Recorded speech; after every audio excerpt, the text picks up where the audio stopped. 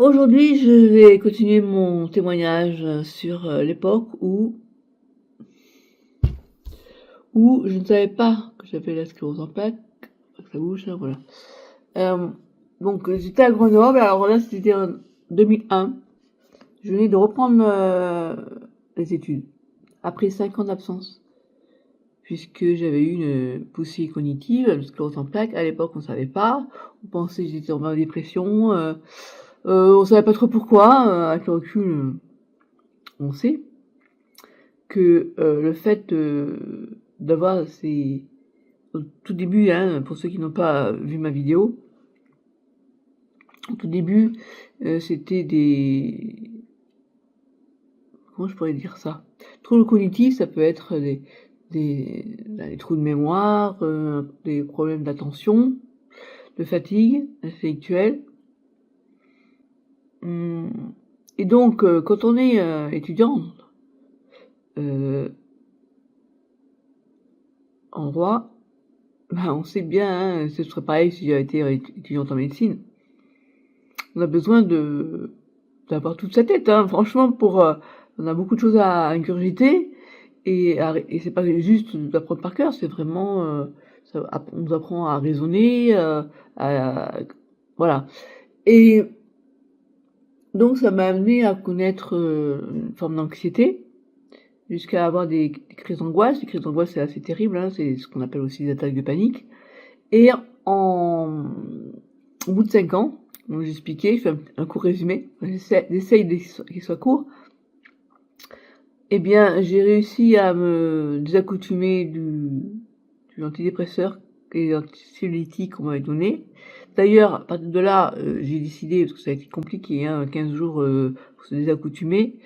On revit des crises d'angoisse, c'est costaud. Et donc, je me suis promise de ne plus jamais toucher à ça. Toucher à ça, ça veut dire aux anxiolytiques, aux antidépresseurs. Et il se trouve que quand on m'a proposé des anxiolytiques pour calmer les douleurs neuropathiques, on m'a pas, à l'époque, c'est en 2008, on m'a expliqué, on m'a rien expliqué en fait, on m'a juste dit prenez ça, ça va vous calmer vos douleurs. Et qu'est-ce qu'elle me prend, elle me croit que c'est psychologique ou quoi? Enfin voilà. Donc du coup, ça, c'est compliqué. C'est une autre chose, ça. Je parlerai des médecins qui vous donnent. Moi, j'aime pas les médecins qui vous prescrivent des choses sans vous expliquer pourquoi. Bref. Donc voilà. Et donc là, j'en étais venue en 2001, quand j'ai repris les études. Je suis partie à Grenoble, par correspondance au départ. Mais il y avait quand même 2 fois où il fallait que j'aille à Grenoble, donc en prenant le train. Toute seule, ça fait bizarre, mais bon, à 30 ans, faut savoir que quand on sort de 5 ans de phobie sociale, c'est compliqué, hein. C'est pas évident. Et donc voilà, j'en étais restée là, où je me disais, ça y est, je vais mieux, je m'en sors, donc là, on est en 2001, et j'ai été diagnostiquée pour la sclérose en plaques en 2007, donc pendant ces 6 ans, qu'est-ce qui s'est passé? Eh bien, en fait, ce qui s'est passé, c'est que vous imaginez bien que pendant donc 5 ans, non 6 ans, voilà, voilà. J'en ai connu des... Attendez, j'essaie de mettre un peu la caméra. J'en ai connu des... si je mets comme ça, le problème c'est que ça pas tout, donc je vais mettre comme ça plutôt. J'en ai connu des poussées sans savoir que c'était des poussées. Mais c'est vrai que c'est pas évident, hein, de vivre une poussée quand on sait que c'est une poussée. C'est pas facile. Mais quand on se demande qu'est-ce qu'on a, c'est encore autre chose. Et donc, à cette époque-là, donc, j'ai continué d'une part mon élevage de chats que j'avais, qui m'a aidé à me sentir mieux, qui m'a donné un peu un sens à ma vie à l'époque. Faut savoir que je vivais chez mes parents, mon père qui me disait de temps en temps qu'est-ce que tu vas faire quand tu seras plus là, et c'est bien, mais moi le stress encore plus, vas-y. Et ça n'a rien changé, le fait que j'ai un doctorat en droit, ça n'a rien changé sur le fait que tout seul je pouvais pas m'en sortir. Bref, donc on vient à cette période où j'ai l'élevage de chats qui m'aide, dans le sens où ça m'apporte beaucoup d'affection. En même temps, ça me donnait un projet. J'avais un projet d'élevage, de la race persane, en fait, d'amélioration de la race persane dans les couleurs chocolat et lilac. Je vais vous montrer des photos. Vous allez voir, c'est trop mignon. Maintenant, essayez de trouver un persan chocolat. C'est pas facile, hein. Je crois que j'en vois plus. D'ailleurs, en expo, il paraît que à l'époque, quand je faisais des expos, parce que j'en ai fait pas mal d'expos, on voyait beaucoup le chat persan, c'était vraiment la race à l'honneur. Maintenant, ben, peut-être sans doute lié aux maladies qu'il peut avoir, comment dire. Le problème du persan, c'est qu'elle est très écrasée, donc ça peut provoquer des petits problèmes de respiration, et des gros problèmes même. Et donc, bref, en tout cas, voilà. Donc à l'époque, c'était vraiment la passion, et ça m'a beaucoup aidé. Moralement, hein. Et à côté de ça, ben j'ai suivi ce qu'on appelle un atelier de psychodrame. Alors psychodrame, si vous savez pas, c'est bon là je parle un peu de ce qui m'a permis de sortir de la dépression et de la phobie sociale. Et comme je disais hier, c'est pire pour moi que la sclérose en plaques, si on peut comparer les deux. Le pire, ça doit être les deux en même temps, mais bon. En tout cas pour moi, préfère maintenant à choisir, hein, ce qui est débile de dire ça, mais vous avez vu mes belles boucles d'oreilles. À choisir, je préfère avoir la sclérose en plaques que d'être encore dans la phobie sociale. Bref, et donc les ateliers psychodrame, pour ceux qui veulent savoir comment ça se passe, bah en fait il y avait un psychologue qui animait la séance, qui était assise et qui prenait des notes sur la séance, et on avait un petit groupe donc de moins de 10 personnes, et il y avait un psychologue qui animait vraiment la séance de l'intérieur, c'est-à-dire qu'en fait, vous avez compris, un qui analysait les situations et l'autre qui nous aidait en fait, le psychodrame, c'est quoi? Je crois que c'est Jean Moreno qui l'a inventé dans les années 70-80, je crois, si je ne me trompe pas. Et donc, comment ça se passe? On est plusieurs personnes. On est tous là parce qu'on a des soucis. Il y a des situations un peu graves, hein, soit des violences conjugales, soit un gars qui a été violé, enfin bref, situation assez dramatique. Et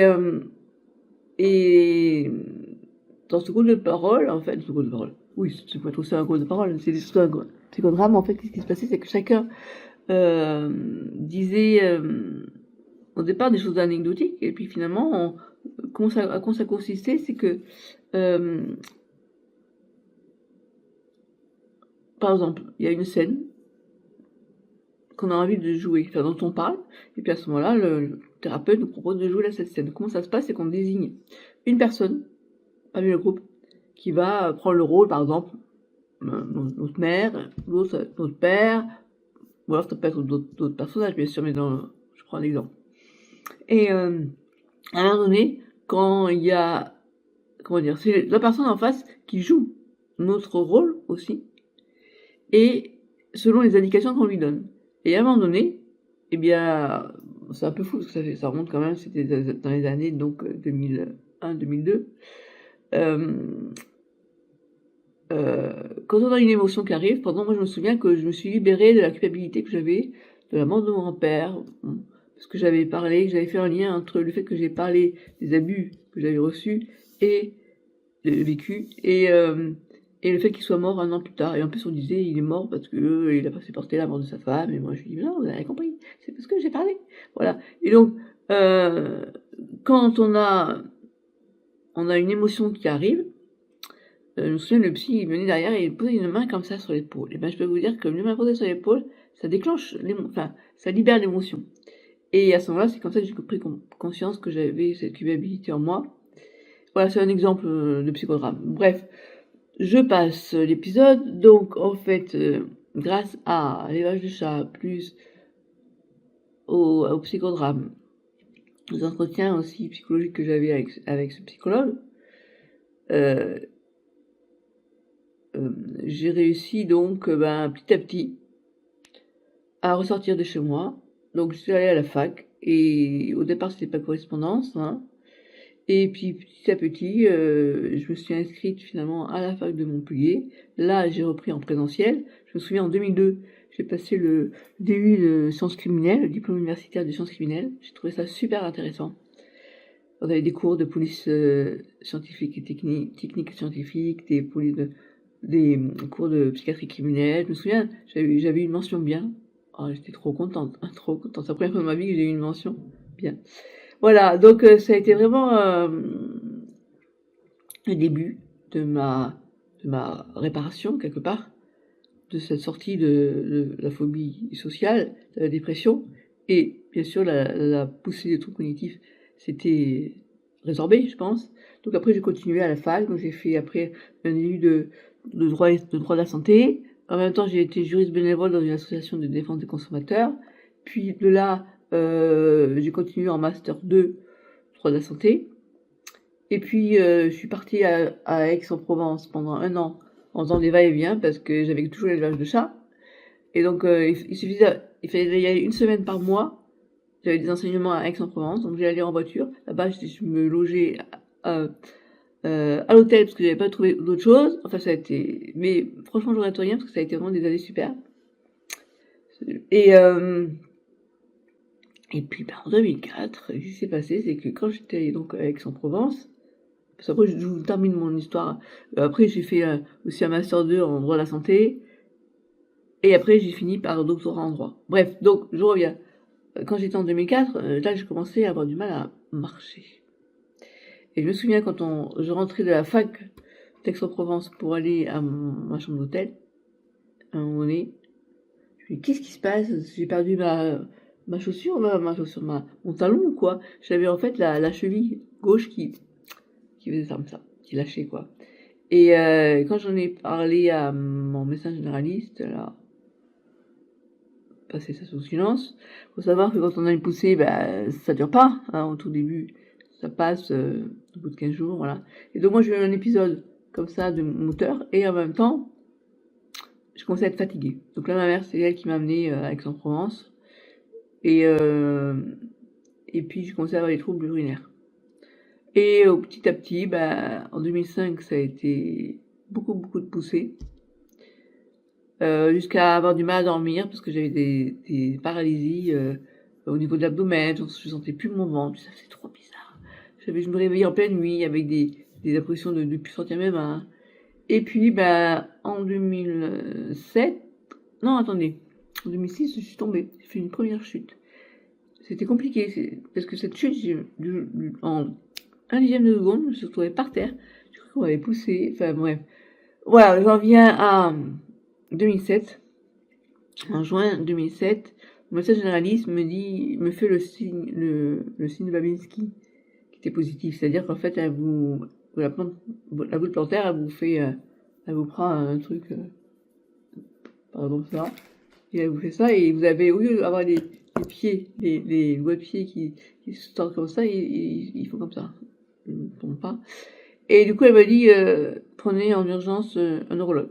Donc j'ai pris en urgence un neurologue qui m'a dit IRM. Et là, au bout d'un mois, je su que j'avais la sclérose en plaques. Donc je vous dirai demain comment on m'a annoncé la sclérose en plaques. Et puis dans une vidéo, je vais faire aussi, je vais vous montrer ce que c'est que les brochos, comment je trouve ce qui me peut m'apaiser quand des fois la sclérose en plaques, ça me... Voilà, bref. Voilà, donc je m'arrête là parce que ça fait déjà 14 minutes que je vous parle. Et demain, la suite. Likez si vous avez aimé.